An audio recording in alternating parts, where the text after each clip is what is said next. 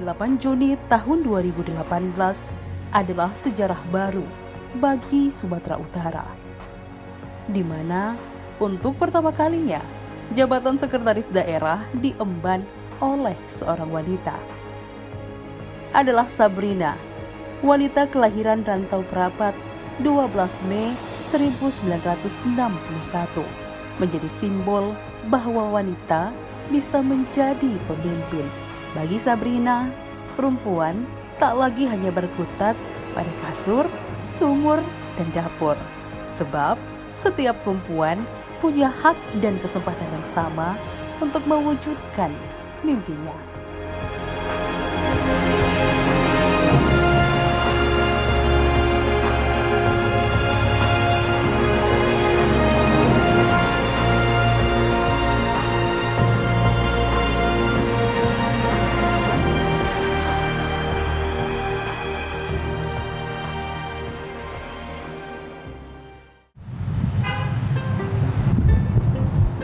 Assalamualaikum warahmatullahi wabarakatuh.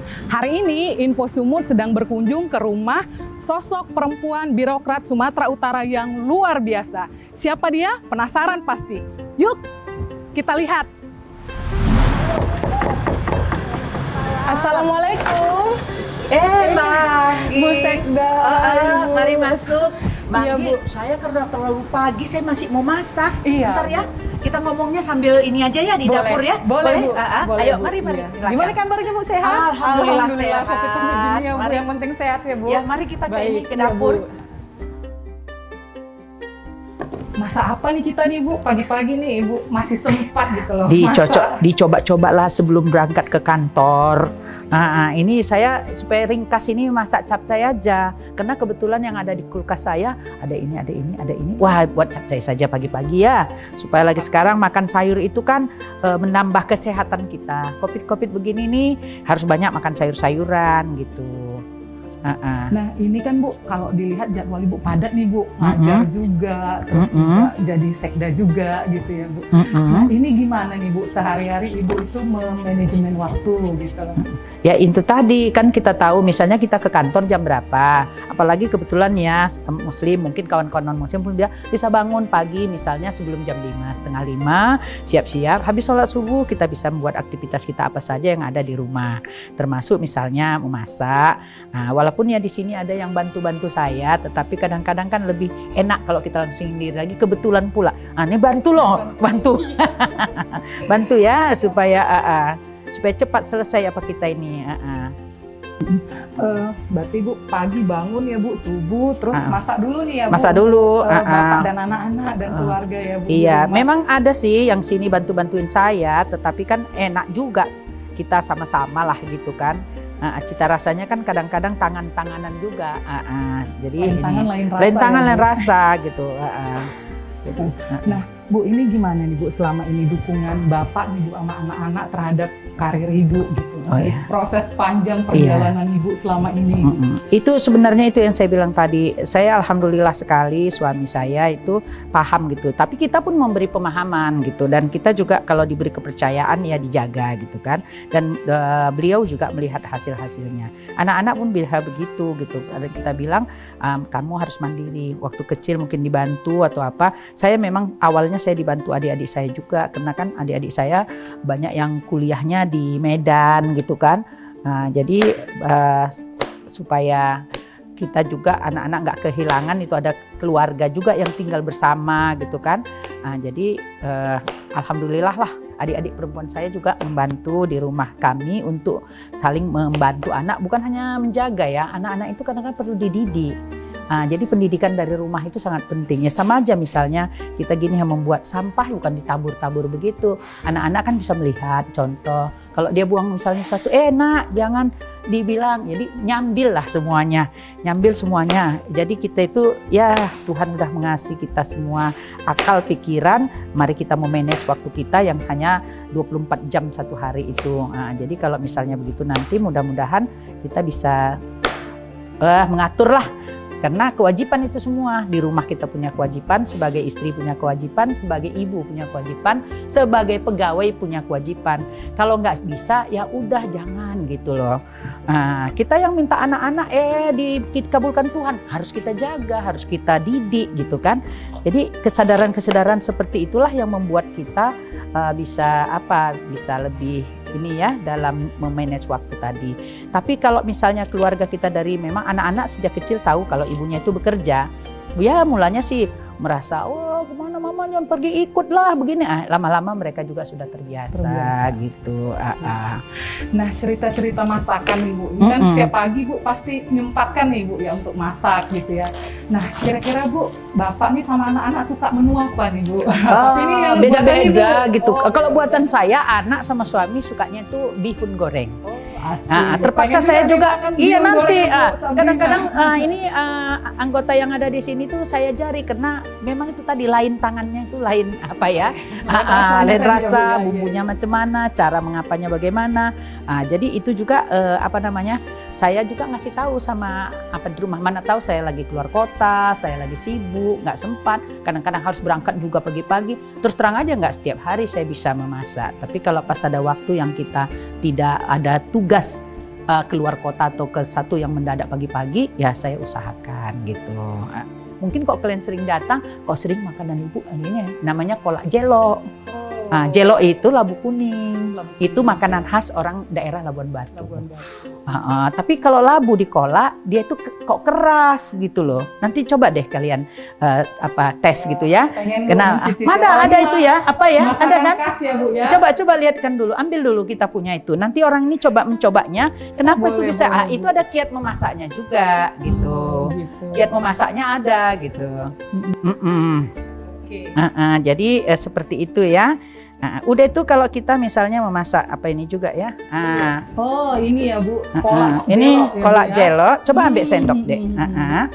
Itu jelok itu labu kuning. Labu kuning biasanya dimasak itu akan nyonyot, lembek, butek gitu. Mana piring kecilnya satu. Jadi ini kalau ini labu, tetapi kalau dicicipin ambil sendoknya deh. Kalau dicicipin ini kenapa bisa keras? Ini labu kok bisa keras gitu. Kenapa? Ini ada kiatnya lagi memasaknya. Jangan kalau labu kenapa? Bisa lihat ya. Labu itu bisa lihat. Coba ya, sorry ya. Saya ini kan ya. Ini kayak makan kerunyuk-kerunyuk gitu. Coba deh. Bukan lembek. Jadi ini caranya setelah kita buat gini, ini 1 malam direndam di air kapur sirih. Direndam dulu lah. Direndam, udah kita iris, udah kita kupas, iris, kemudian itu direndam di dalam air kapur sirih. Jadi dia keras. Kemudian setelah besok pagi kita cuci bersih air kapurnya supaya nggak ada. Kemudian kita rebus pakai air gula. Air gula dengan rebusan itu membuat keras. Jangan coba-coba bikin kacang hijau langsung direbus pakai gula.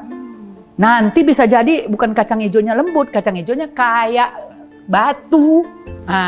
Itu pula terbalik. Kalau ini kita rebus pakai air gula. Jadi jangan pikir ibu nggak pandai masak. Ini membuktikan bahwa ibu juga selalu masak. Masih menyempatkan diri, masih bisa masak. Dan banyak tips-tips masaknya tadi. Mbak Anggi, kita gini aja deh. Dek, nanti kamu bantu dulu untuk ini ya. Kebetulan saya ada tamu, kami mau ngobrol dulu. Masa tamunya diajak di dapur terus nih ya? Ayo yuk kita ke ruang tamu yuk. Baik. Ayo Bu.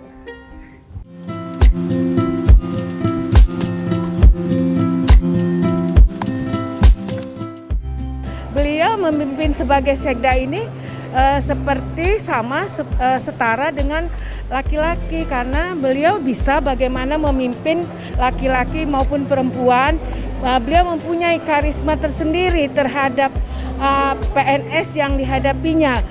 Yang pasti beliau ini orangnya, bagi saya dia mengayomi ya.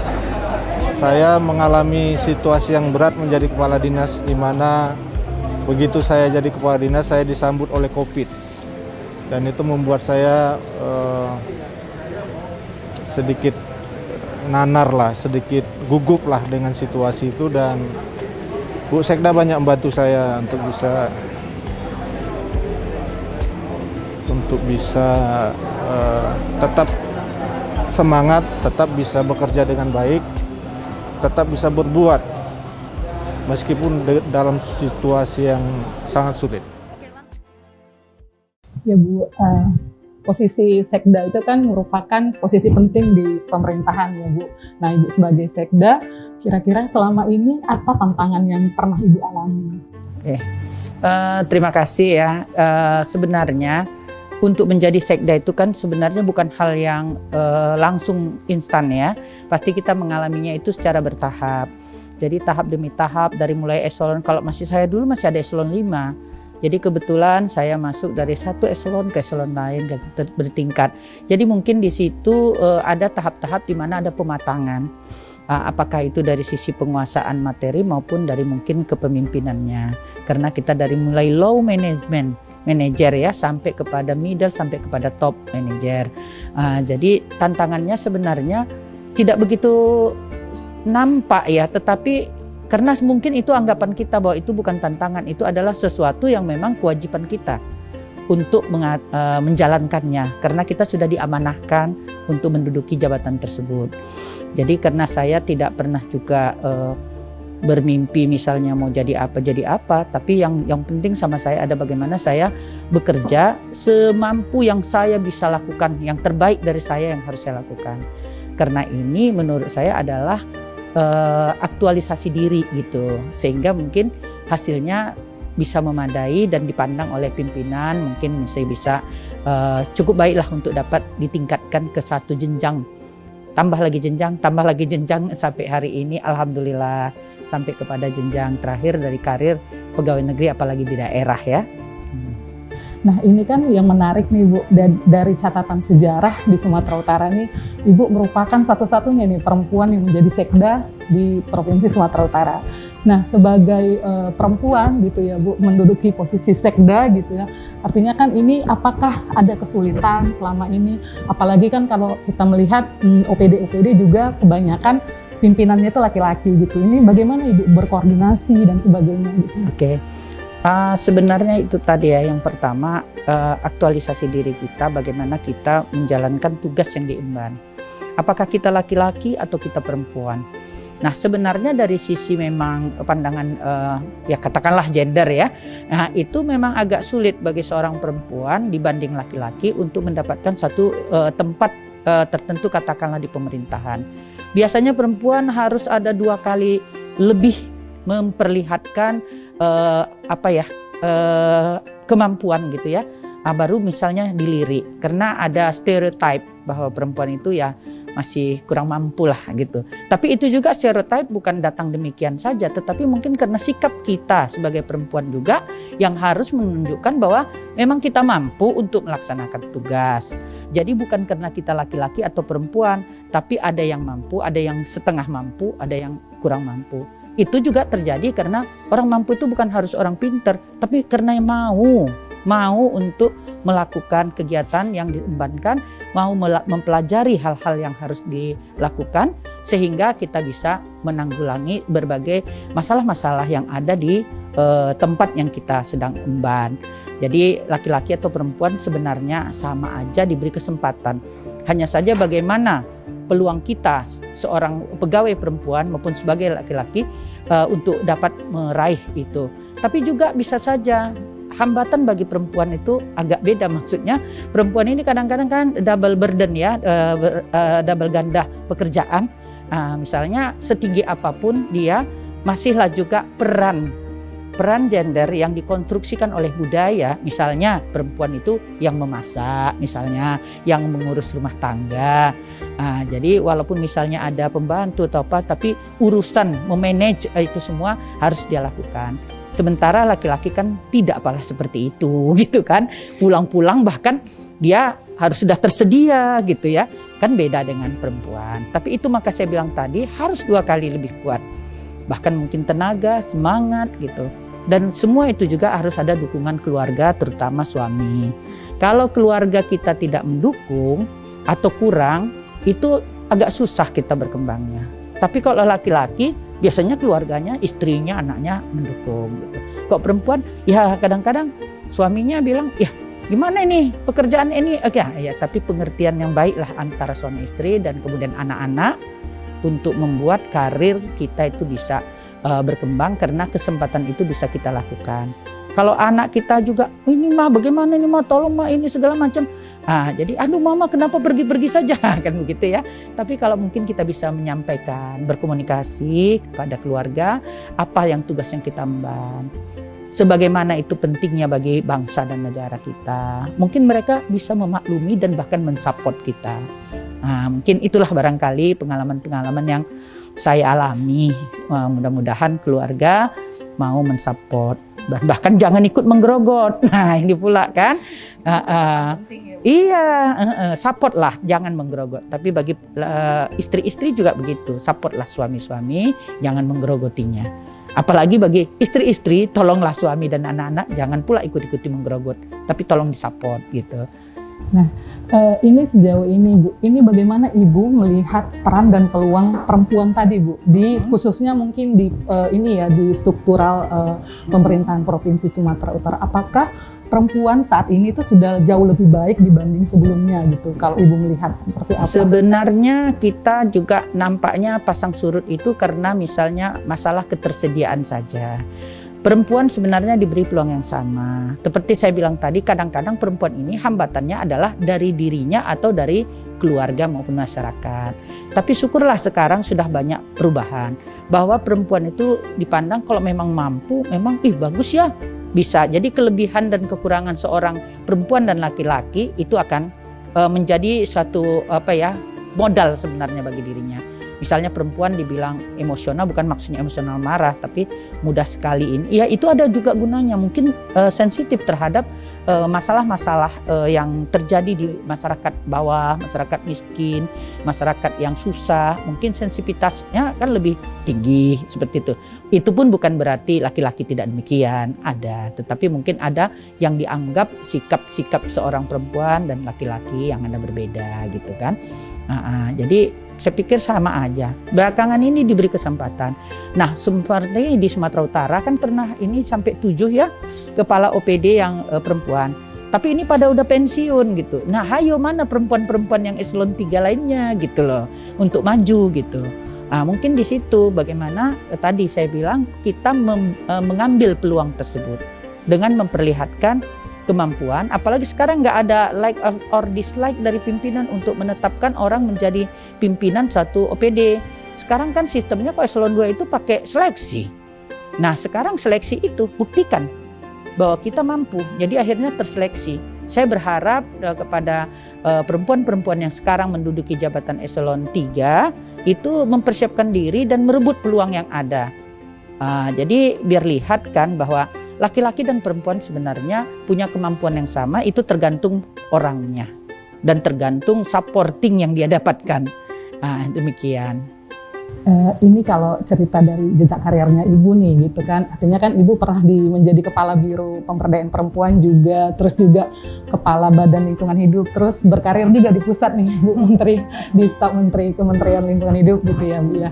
Nah kalau Ibu sendiri melihat permasalahan, karena selama ini concernnya di pengaruh utamaan gender dan lingkungan gitu Bu. Nah untuk konteks Sumut sendiri Bu, seperti apa dua masalah ini Bu melihat gitu? Apakah ada hal-hal yang perlu diperbaiki itu kira-kira apa gitu Bu? Oke. Jadi begini, sebenarnya kalau dari sisi gender lah ya, ini sebenarnya perlu masyarakat ini secara umum ya, sehingga perempuan itu sendiri percaya diri gitu bahwa sebenarnya dia mampu. Kalau kita lihat di sekolah ini, mohon maaf gitu, soalnya saya juga punya anak laki-laki atau saudara laki-laki, tapi coba lihat yang menonjol misalnya 10 besar di sekolah, biasanya banyak anak perempuan.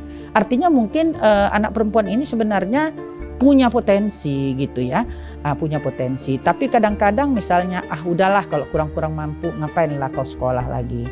Tapi kalau anak laki-laki itu diusahakan bagaimana supaya sekolah, supaya bisa ini. Nah kadang-kadang di situ juga suatu hambatan.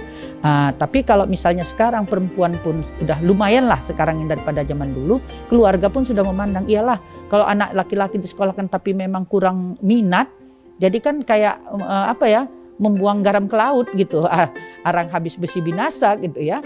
Tapi kalau misalnya siapa anaknya yang lebih nampak berminat untuk sekolah, apalagi kondisi keuangan itu terbatas, mungkin itu akan didorong. Jadi sebenarnya perempuan dan laki-laki sekarang sudah agak kurang lah hambatannya, seperti yang kita bilang bahwa kita kan menganut patrialistik gitu ya, walaupun tetap menganut tapi sudah disadari sekarang bahwa anak perempuan juga punya potensi untuk bisa membangun kesejahteraan keluarganya, untuk bisa juga mencerdaskan bangsa, bisa juga untuk turut serta di dalam masalah pembangunan seperti itu. Kalau lingkungan memang ini juga jadi kesadaran pun masih lebih lebih kurang cepat perkembangannya dibanding misalnya masalah gender. Masalah gender sudah lebih lumayan gitu, walaupun hambatan belum 100% terhilangkan. Kalau di lingkungan hidup masalah kesadaran masyarakat ini juga masih belum.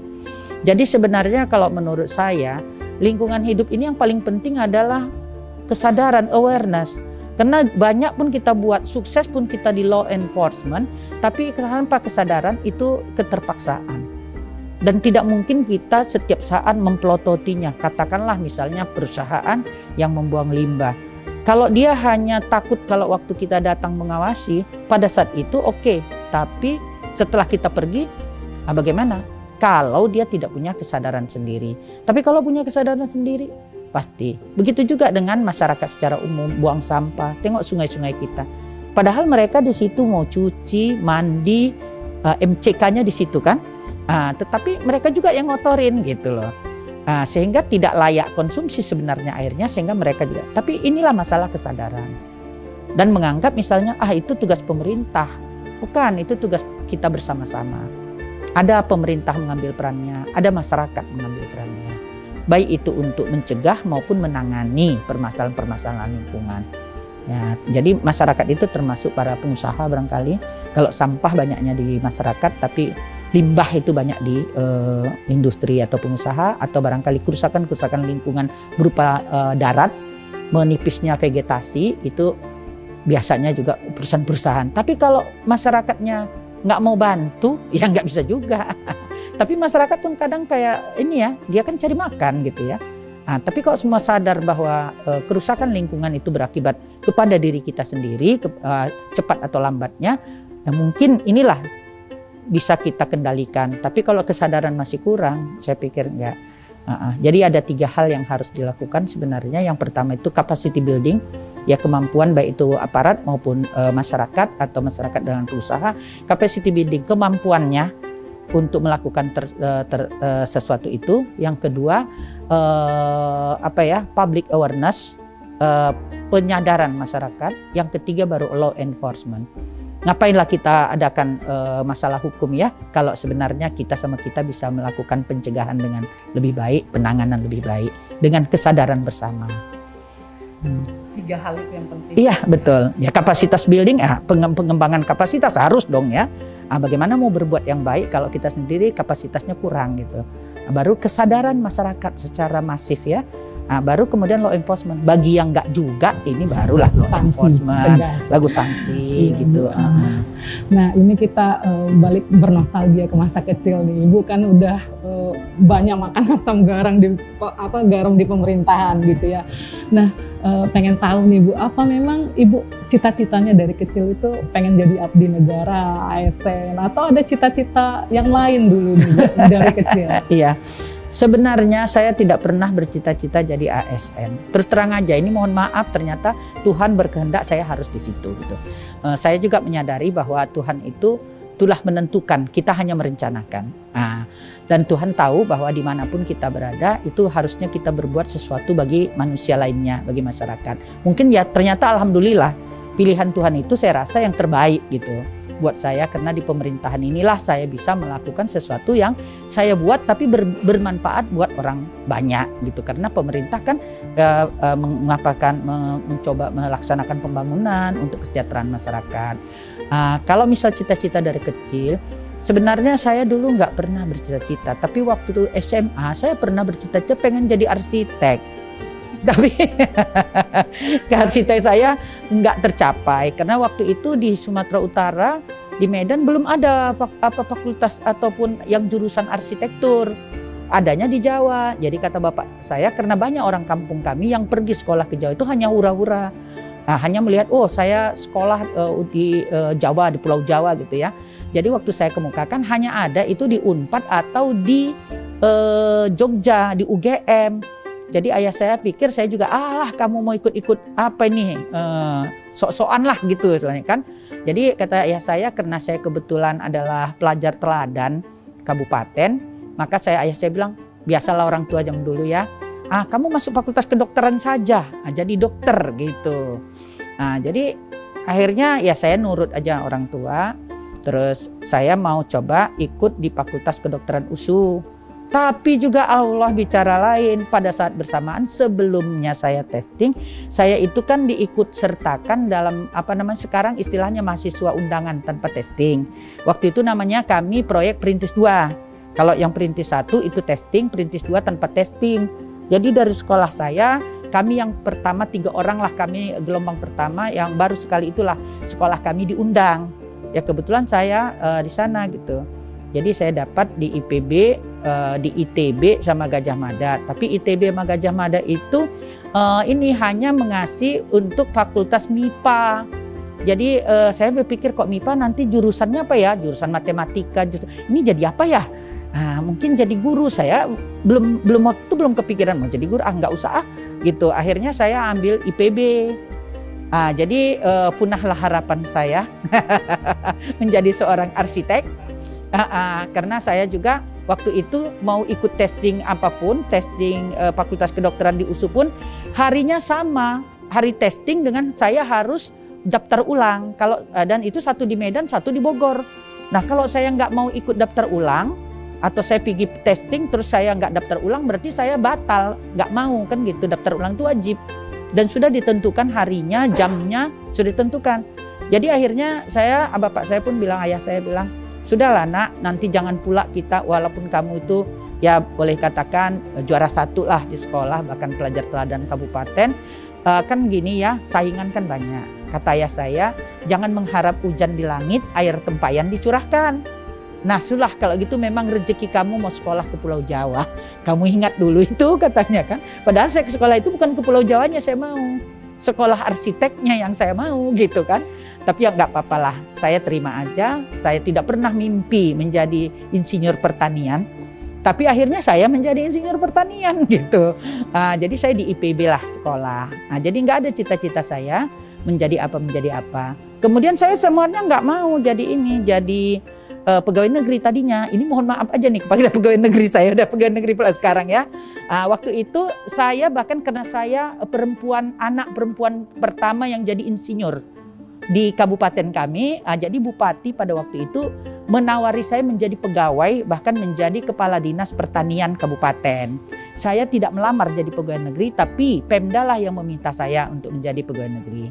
Waktu itu saya nggak mau. Dilamar Pemda. Jadi kami ada 2 orang waktu itu. Satu Bapak Dahman Marpaung, beliau itu rupanya orang Labuan Batu yang bekerja di perusahaan Korea yang membangun jalan hot mix di Labuan Batu. Jadi dia ditawari kepala PU, saya ditawari kepala pertanian. Nah beliau jadi kepala PU, saya nggak mau jadi pegawai negeri karena keluarga saya semua pegawai negeri. Ini mohon maaf ya dari dulu ini entah baik entah enggak ya dikemukakan. Waktu itu saya bilang, ditanya sama Bupati, kenapa kamu nggak mau gitu kan? Saya bilang mohon maaf, saya ini kalau mau jadi pegawai negeri ya gajinya pas-pasan, saya bilang kan. Saya kalau mau jadi banyak uang di situ nggak bisa selain korupsi. Saya nggak mau korupsi tapi mau banyak uang, saya bilang. Kalau gitu saya mau ke swasta aja. Saya berpikir kalau di swasta itu ya sesuai dengan kemampuan aja, kita bisa mampukan, kita tunjukkan kemampuan, kemungkinan mungkin dibayar lebih fair gitu. Ternyata saya masuk ke bank, saya bekerja di bank, ternyata tidak demikian gitu. Masih waktu zaman dulu, mudah-mudahan bank itu sekarang tidak demikian ya, masih terjadi semacam diskriminasi. Akhirnya saya keluar, saya nyobalah di Pemprov waktu itu. Jadi udah dapet gitu, lulus. Akhirnya saya berkarir di pegawai negeri gitu. Jadi makanya nggak ada sebenarnya cita-cita apa-apa pun nggak ada gitu. Dari awal nggak ada. Sadar saya bahwa apa yang saya harapkan pun satu kendala saya misalnya orang tua ridho apa tidak. Terakhirnya Tuhan ridho apa tidak gitu. Jadi jalani aja gitu. Apa yang dibuat Tuhan adalah suatu yang terbaik untuk kita. Itu sudah saya rasakan lah. Jadi bukan kata-kata ini. Dulu kata-kata itu bagi saya gitu ya. Tapi saya coba memahami. Tapi ya saya percaya dan akhirnya saya alami memang iya. Apa yang kita alami itu yang terbaik kata Tuhan. Ikuti ini ya Bu, Iya, proses dan iya. Kita kan hanya merencana, kita rencana jadi apa.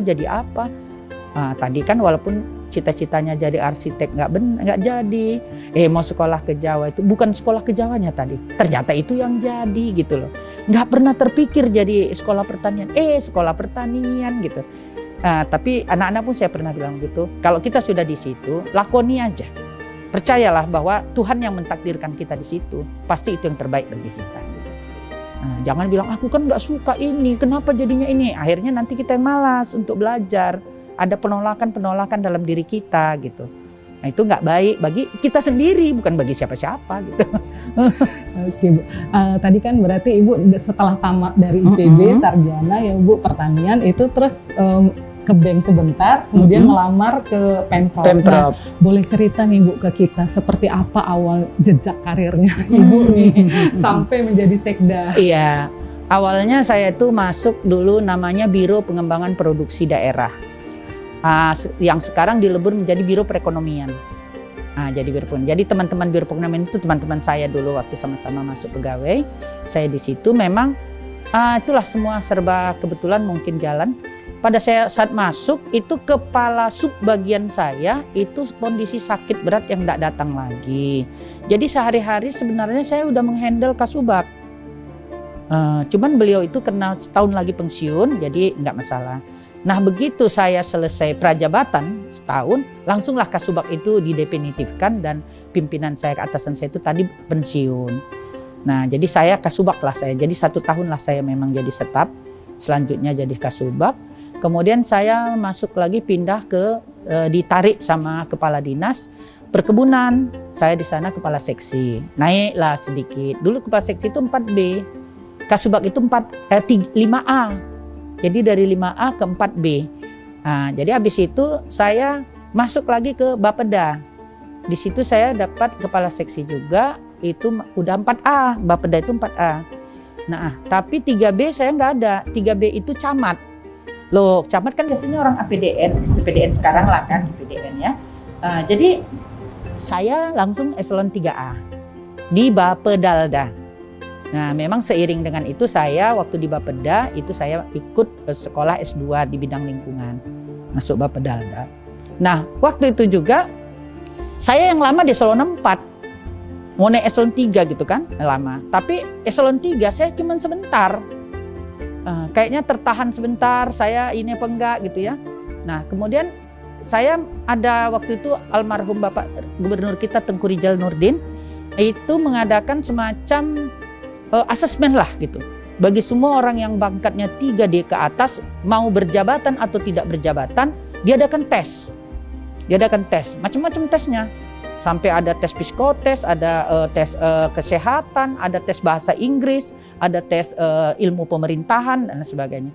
Alhamdulillah saya kepake jadi eselon 2, kepala biro. Jadi satu meningkat kepala biro. Nah kepala biro di Biro Pemberdayaan Perempuan waktu itu baru. Jadi mungkin peluang itulah perempuan pula dikasih kan gitu kan. Karena perempuan mungkin nggak tahu lah, tapi yang jelas itulah kehidupan saya. Nah setelah saya di sana alhamdulillah itu ada yang namanya penghargaan Parahita Eka Praya. Itu penghargaan yang diberikan pemerintah pusat yaitu presiden kepada kepala daerah yang mempunyai komitmen yang tinggi di bidang pemberdayaan perempuan. 5 tahun saya di sana, alhamdulillah 5 tahun kami mendapatkan piala itu, award itulah, mendapatkan award itu. Kemudian saya pindah lagi jadi Kepala Baimprom namanya, Badan Investasi dan Promosi. Sekarang Badan Penanaman Modal dan satu pintu ya, perizinan satu pintu. Nah pada saat saya di situ masih lah katakanlah setahun lebih aja, ditunjuk pula jadi PJ Bupati dengan adanya pemekaran Kabupaten Labuan Batu menjadi 3 kabupaten. Nah, salah satu kabupatennya Labuan Batu Selatan, saya ditunjuk jadi penjabat bupati. Nah, oleh karena itu saya dipindah menjadi staf ahli gubernur supaya tidak mengganggu tugas-tugas di Baimprom, karena saya kalau di sekitar 6-7 jam, 7 jam lah, 6 jam itu rantau rapat. Kalau Kota Pinang itu 7 jam. Jadi nggak mungkin mobilitas saya ini, dan apalagi ini baru membangun dari dasar, dari nol gitu ya. Akhirnya saya di staf ahlikan. Nah, habis staf ahli, saya asisten ekbang. Nah, habis asisten ekbang, itulah saya tahu-tahu zaman sekarang ini terbuka semacam seleksi bidding ya untuk seluruh Indonesia. Saya mencoba. Mana tahu ada peruntungan, tapi waktu mencoba ya harus serius, kemampuan yang bisa kita lakukan gitu. Selebihnya ya serahkan sama Tuhan, apakah ini yang terbaik bagi kita atau bukan. Nah, tugas kita hanya berusaha. Ya alhamdulillah rupanya berhasil. Nah, rezeki, masuklah saya di sana. Nah, menjelang saya ini pensiun, umur pun udah hampir waktu itu udah 57, kan maksimal 58. Nah, jadi terbuka pula lah Sekda provinsi, dibuka lelang. Karena sekarang zamannya tidak lagi dipilih, tetapi diseleksi, saat seleksi baru dipilih. Jadi ya alhamdulillah terpilih juga. Jadi itulah jenjang-jenjang yang Proses saya panjang dan tadi. sebentar lagi tentu saja saya akan mengakhiri masa bakti saya di pemerintahan. Dan mulailah saya sekarang berkarir jadi dosen gitu, supaya nggak pikun, otaknya mikir gitu terus kan. Dan mungkin dosen itu kan memberikan ilmu ya, kan salah satu amal yang tak putus sampai kita ke kuburan adalah salah satunya ilmu yang diajarkan. Mudah-mudahan ini menjadi amal, bahkan saya nanti kalau saya sudah meninggal, mudah-mudahan itu tetap mengalir amal jariah, karena saya percaya janji Tuhan seperti itu. Gitu. Nah ini mungkin Bu, dari proses panjang karirnya Ibu gitu ya, artinya apa nih pesan Ibu untuk ASN yang ada di Sumatera Utara, mungkin untuk bekerja lebih baik, mungkin kedisiplinan lebih baik, terus apa mungkin yang dilakukan, karena kan kalau lihat proses panjang Ibu kan menjadi sekda itu tidak ujuk-ujuk gitu ya. Betul. Nah apa kira-kira Bu? Sebenarnya ini kerjakanlah sesuai dengan kemampuan dan berusaha menyampaikan kemampuan. Kalau kita belum mampu, belajarlah.